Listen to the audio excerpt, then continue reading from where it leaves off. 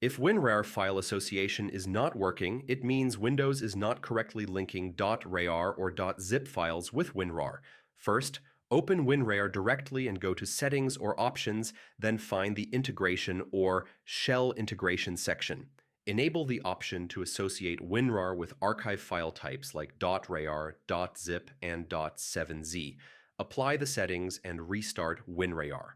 If it still does not work, set file associations manually in Windows settings by choosing WinRAR as the default app for archive files. Right-click any .rar or .zip file, select Open With, then choose WinRAR and set it as default. Make sure WinRAR is properly installed because broken installation can prevent associations from registering. Update WinRAR to the latest version to fix compatibility issues with Windows 11.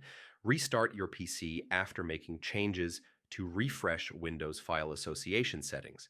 If the issue continues, reinstall WinRAR completely to restore default file associations.